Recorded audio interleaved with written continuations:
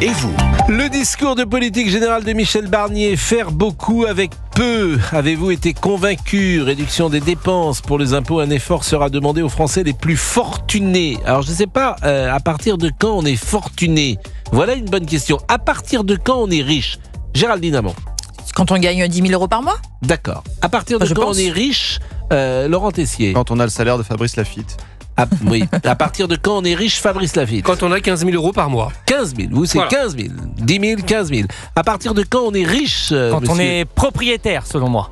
Ah oui, mais si vous êtes propriétaire d'un studio. Oui, mais non, mais c'est une réponse. Oui, c'est votre voilà. réponse. C'est votre réponse. Monsieur Alexandre Mar, à partir de quand on est riche? 6 000 net. 6 000 euros net, on est riche pour vous. 6 000 net avant ou après impôt? Ah bah après impôt. Après impôt. Ah bah oui. Oui, donc bah oui. Alors pour avoir 6 000 net... Il faut d'une 8 000 brut. 9 000 brut. Plus que ça, ami, parce que déjà t'as 20%. Quand t'es à 8 000 brut, t'as 6 000 net. Voilà. Donc si tu as 8 000 brut, à mon avis, tu dois avoir à peu près 15 000 euros d'impôts. Je pense, à peu près. Tu dois payer 2 ou 3 mois d'impôts, 2 ou 3 mois de salaire d'impôts. Donc ça, c'est un excellent salaire. Donc pour avoir 6 000 nets, je pense qu'on n'est pas loin de 10 000 bruts. Mais voilà une bonne question qu'on va poser aux uns aux autres. Écoutons Michel Barnier hier soir à l'Assemblée nationale lorsqu'il a recadré, parce que le discours de politique générale, et il y avait beaucoup de formules un peu passe-partout, certes, il a un peu enfilé des perles, c'était pas toujours très précis. En revanche, il y a masterclass après, quand il a répondu à chaque président de groupe, et notamment à Gabriel Attal. Écoutons. Et Monsieur Attal, je serai très attentif à vos propositions d'économies supplémentaires. Très attentif. Pour faire face à un déficit que j'ai trouvé en arrivant. Voilà. Non, c'est pas la peine de... Il faut que vous vous habituiez les uns les autres à ce que je dise ce que je pense. Donc je vous le dirai aussi à vous. Alors ça a été très intéressant parce que c'est un homme courtois, c'est un homme bien élevé, mais c'est un homme qui a une certaine hauteur de vue et il fait... j'avais l'impression hier de voir le doyen d'une faculté en train de remettre les uns et les autres qui sont des jeunes étudiants en place, comme on disait. Et c'est vrai qu'il n'a pas moufté Gabriel Attal, et pour cause. Parce que la communication ou l'arrogance parfois de la Macronie est irritante, disons-le. Et là, il lui a dit, bah oui, je vais bien écouter ce que vous m'avez dit, mais il y a le déficit que vous avez creusé. Pareil, il a répondu à Madame Panot. Il a réussi à faire rire Madame Panot, et il est subtil, Monsieur Barnier, parce qu'il y va tout en douceur. Madame la Présidente Mathilde Panot, j'ai quand même du mal, Madame la Présidente. Ça fait peut-être trop longtemps que je ne suis pas revenu dans cette Assemblée. Depuis l'époque où, après, j'étais 15 ans député, mais j'ai du mal à comprendre votre ton et votre agressivité.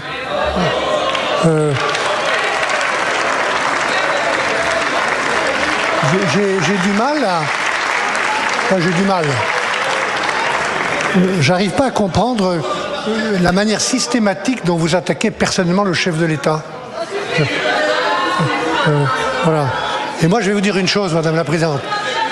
Plus vous serez agressif, plus je serai respectueux.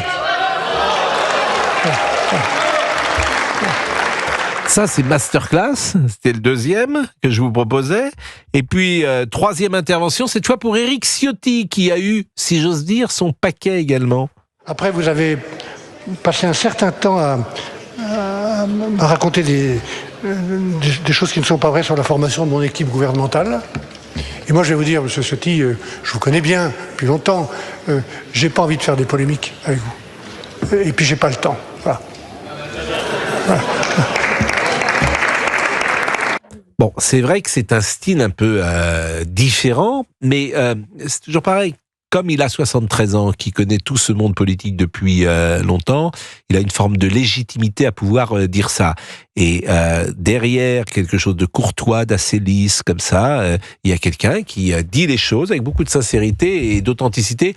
Et dans cette partie-là, c'était assez intéressant, assez savoureux. En revanche, on peut dire que sur les nouvelles, sur les grandes lignes, on a le sentiment que c'est du en même temps d'une certaine manière, une sorte de volonté de préserver la chèvre et le chou, comme on disait jadis. Il y a un côté, il y a que, il faudrait que, par exemple, 2-3 formules que j'ai notées. Il faut renforcer la transparence. Bon, bah oui, il faut bien sûr. Il est nécessaire que les jugements soient respectés et les peines exécutées. Ah oui, c'est mieux aussi. Moi, j'aimerais de temps en temps des choses précises. Quelqu'un qui arrive et qui dise voilà les 10 réformes que j'ai prévues pour la France et que je vais faire passer sous forme de loi ou de décret. Ça, et puis on parle pas 1h10 pour dire ça. On est direct, mais sans doute ce n'est pas le langage politique. On est avec Thierry qui habite Arcachon. Bonjour. Bonjour Pascal, bonjour à tous. Thierry, vous l'avez écouté, Monsieur Barnier. Qu'en avez-vous pensé? Bien écoutez Pascal, premièrement, j'ai trouvé fort dommage que M. Barnier ne soit pas assez précis dans son discours. On nous donne des généralités à l'appel, sans le sable, et c'est très dommage. Alors M. Barnier, c'est pas un vieux singe qu'on va apprendre à faire la grimace. M. Barnier est quelqu'un qui a un retour d'expérience certain, mais encore une fois, on nous prend pour ce qu'on n'est pas, quoi, en fait. Bon, ok, on va mettre des impôts sur les grandes entreprises. C'est lesquelles, grandes entreprises? C'est qui? Pourquoi on n'est pas précis dans les propos qu'on tient devant l'Assemblée nationale dans un discours de politique générale? Vous voyez, c'est la question que je pose. Non, mais j'ai la même interrogation que vous. Vous penchez plutôt à droite ou à gauche? Plutôt à droite. Et vous êtes plutôt LR, plutôt Reconquête, plutôt macroniste, plutôt Rassemblement National? Non, je ne suis pas du tout macroniste, je suis plutôt Rassemblement National. Donc vous êtes sur le plan économique, c'est pas vraiment libéral, le plan économique avec le Rassemblement National. En fait, moi j'ai des idées qui se rapprochent du Rassemblement National en matière d'immigration, par exemple, notamment. En matière économique, pas du tout, quoi. Je suis plutôt républicain en matière économique. Bon, qu'est-ce que vous aimeriez? Alors, ce qui est intéressant, si par exemple, à Dieu ne plaise, vous étiez Premier ministre, quelles sont les 3 ou 4 mesures que vous prendriez immédiatement? Ben moi, j'augmenterais, en fait, je créerais une taxe exceptionnelle nationale envers pratiquement toutes les entreprises du CAC 40. Mais une taxe de combien, par exemple? Parce que vous les handicapez c'est-à-dire que vous devriez être content que ces grandes sociétés gagnent beaucoup d'argent et fassent rentrer de l'argent dans les caisses. Pascal, arrivé à un moment, il faut on vit tous dans la même société, donc en fait, il faut qu'on soit solidaire. Monsieur Barnier, mais on l'est solidaire. Vous savez que moi, je veux bien entrer dans ces discussions-là. Oui. Les entreprises françaises, les prélèvements obligatoires, c'est 19%. La moyenne de l'OCDE, c'est les 38 pays qui sont les plus développés dans le monde, c'est 12%. Donc déjà, les entreprises, elles sont moins compétitives que les autres. Je veux bien qu'on taxe encore. Je veux bien, et que vous me disiez solidarité, mais il n'y a pas plus solidaire que la fiscalité française. Et c'est vrai aussi pour les particuliers. Vous savez que 75% des particuliers, 75% de l'impôt sur le revenu est payé par moins de 10%. Moins de 10% des particuliers. Donc la solidarité, elle existe lourdement, croyez-moi. Non, mais j'entends bien, Pascal, ce que vous dites. Je dis que là, on est... Monsieur Barnier l'a d'ailleurs... Il faut d'abord diminuer les dépenses de l'État. Là, j'ai vu que la Cour des comptes, ce soir, propose de supprimer 100 000 emplois dans les collectivités territoriales. Ben là, vous allez faire des économies. Vous vous rendez compte, 100 000 Oui, 100 000 personnes, et on sait bien qu'il y a des usines à gaz, des comités Théodule, je cite souvent le service d'information du gouvernement, ça sert à rien. Le Conseil économique et social, ça sert à rien. Alors évidemment, on va me dire c'est des petites gouttes, c'est déjà ça, des petites gouttes d'eau. Non mais oui, non mais vous avez raison. La Cour des comptes, et tout l'argent qu'on donne, les subventions, on donne de l'argent à SOS Méditerranée. Au nom de quoi on donne de l'argent à des associations qui sont là pour faire passer des migrants ou des clandestins sur le sol de France? Comment c'est possible? Ça me paraît vraiment, d'abord, et pareil pour la fraude sociale, la fraude fiscale, bien sûr. Alors, je veux bien qu'on augmente les impôts. Je pense que c'est contre-productif, Thierry. Non, mais il faut bien... Écoutez, Pascal, on a un problème immédiat. D'accord. Donc, ça veut dire quoi? Ça veut dire que là, déjà, la France, elle a des taux, quand elle emprunte, ses taux d'intérêt sont supérieurs à l'Espagne. Donc, si ça continue comme ça veut dire que dans quelques mois, je vous rappelle que c'est des sommes astronomiques au niveau des intérêts que l'on doit rembourser. C'est incroyable. Et donc, on doit trouver des solutions immédiates. Donc ça en est une. C'est peut-être pas la meilleure, hein, je suis d'accord avec vous. En tout cas, ça en est une. Qui peut être moi, j'ai peur, je vous le dis, que ce soit surtout contre-productif, c'est qu'il y ait moins d'argent qui rentre. Parce que si c'était encore productif, mais à l'arrivée, tu handicapes peut-être des sociétés et à l'arrivée, il y aura un effet pervers. Non mais Pascal, vous enlevez 1 milliard à Total, par exemple. C'est pas parce que vous enlevez 1 milliard à Total que ça va faire éternuer Total, hein. Pas du tout. C'est intéressant d'ailleurs ce que vous dites, ça serait très intéressant. Alors 1 milliard sur les revenus de Total, c'est quoi le bénéfice de Total, chère Géraldine Amont? On va enlever 1 milliard à Total, comme ça, boum, il y va. On enlève 1 milliard à Total. Mais attendez, on va voir. Je vais regarder ça. Le bénéfice de Total, chère Géraldine. Oh là là, attendez, je crois que c'est en 2023, c'est 21 milliards, 38. 21 milliards. Ouais, on en ça. enlève 1. Bon, de dollars. C'est ça. Ça change tout. Bon, j'espère que j'ai pas dit de bêtises, mais c'est ça. Elle est américaine, GG. Non, mais non, mais il a pas tort d'ailleurs. Dit comme ça, Thierry. Si tu donnes 1 milliard. On va vous les enlever aussi, pourquoi pas? Un milliard. J'aimerais bien les savoir. Moi, j'aimerais si on m'enlève 1 milliard. Ça ne vous fera pas éternuer. Hein. Bon, mais vous me prenez pour qui? Ça va, on peut encore plaisanter dans ce monde. On va prendre à vous, parce que vous êtes plus nombreux. C'est Louis de Funès qui dit ça, je crois, dans La folie des grandeurs. Bon, 12h15, restez avec nous. Vous êtes dans quelle activité, Thierry? Moi là, je suis à la retraite. En fait, j'étais militaire avant, mais je conserve quand même une activité. Je fais de l'assistance à maîtrise d'ouvrage. Eh ben, vous allez pouvoir nous donner d'autres solutions. Et puis, Monsieur Pouyanné, le PDG de Total, est ravi. Il vient de perdre 1 milliard. Il a mis un message sur notre page Facebook. Il a dit vous n'avez plus le droit d'aller prendre de l'essence chez Total. C'est ce qu'il vient de nous envoyer comme message. À bicyclette, vous êtes désormais interdit, non pas bancaire, mais interdit d'essence chez Total. Ça vous apprendra. 12h16 à tout de suite. Et comme Thierry, pour réagir avec Pascal Fraudet 11h à 13h sur Europe 1 01 80 20 39 21. Oui, ça s'entend. Un petit spray là, nasal. Mais mouchez-vous, monsieur. Attendez, respectez les auditeurs. Il faut nettoyer le nez. Je me demande si j'ai pas un Lego dans le nez. Vous voyez, il faut en parler. Je me demande parce que pour ceux qui n'étaient pas là tout à l'heure, on a une information étonnante. De Laurent Tessier. Un États-Unien, après 26 ans, a recraché un Lego de son nez. Bon, mais il était mort, votre ami, ou pas? Mais non. C'est parce que quand il s'est dépecé, si j'ose dire, ils ont trouvé le Lego, mais il n'était pas vivant avec un Lego dans le nez. Enfin, renseignez-vous. Il respire mieux maintenant. Ne me dites pas, bah oui, alors, oui, il avait du mal à respirer depuis son enfance, ils ont trouvé l'explication. Oula, attention. Il aurait eu le Lego, effectivement, dans les dés. Non, pas 12h17 sur Europe 1, Pascal. C'est une radio historique, non. C'est un moment assez exceptionnel que nous allons vivre, puisque notre ami Olivier Guénec va faire un point Facebook, ce qui n'était plus arrivé depuis le 28 août de l'année dernière. Puis la prise de la Bastille.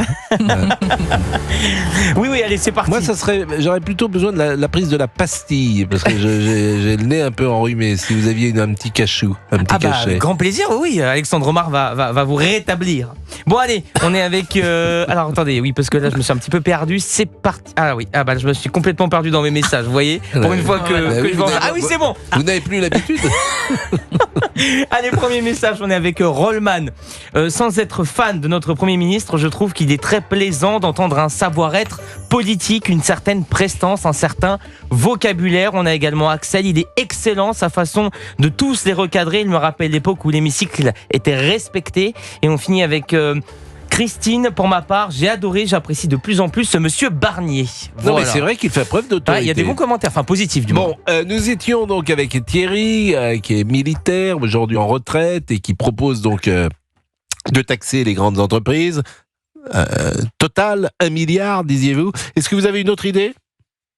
Oui, LVMH aussi. Oui, mais c'est la même chose, c'est la même idée. On peut passer toutes les grandes entreprises, mais c'est la même idée.